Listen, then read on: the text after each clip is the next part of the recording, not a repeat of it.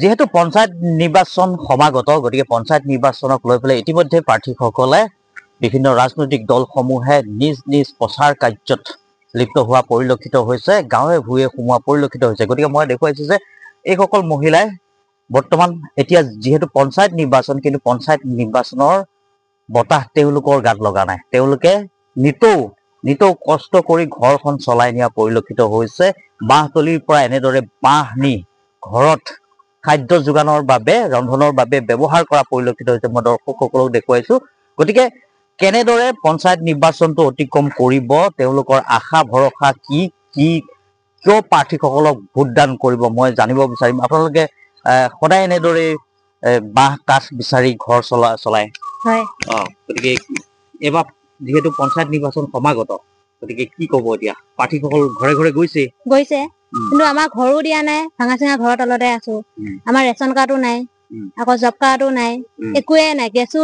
গেছো নাপাওঁ আমি একো সাহায্যই নাপাওঁ চৰকাৰ ফালৰ পৰা নাই একো পোৱা নাই ৰেচন কাৰ্ড নাই বুলি অৰুণোদয়ো নিদিয়ে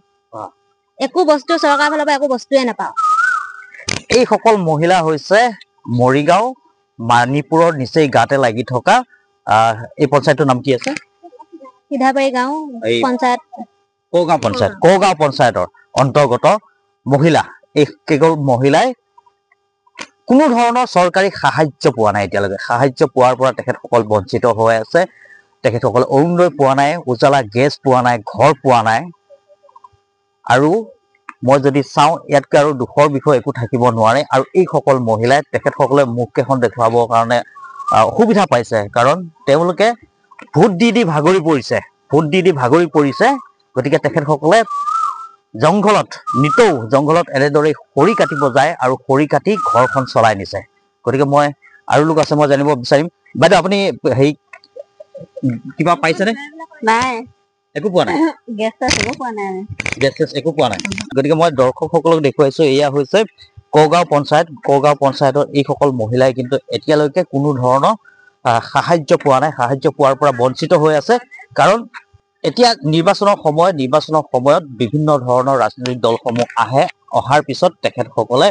ভোট ভিক্ষা কৰে কিন্তু ভোট ভিক্ষা কৰাৰ পিছতো কিন্তু এইসকল মহিলা কোনোৱে যদি পাইছে কোনোৱে নাই পোৱা কিন্তু বেছিভাগেই এই ধৰক উজলা গেছৰ পৰা আদি কৰি পেলাই অৰুণোদয় আঁচনিৰ পৰা পোৱাৰ পৰা বঞ্চিত হৈ আছে গতিকে মই দৰ্শকসকলক জনাইছো যে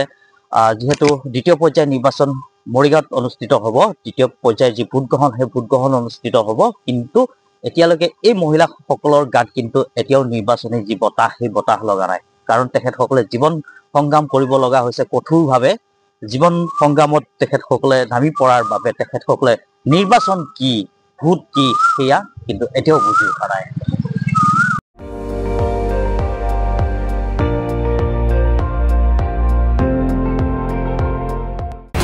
আপুনি চাই আছে ND24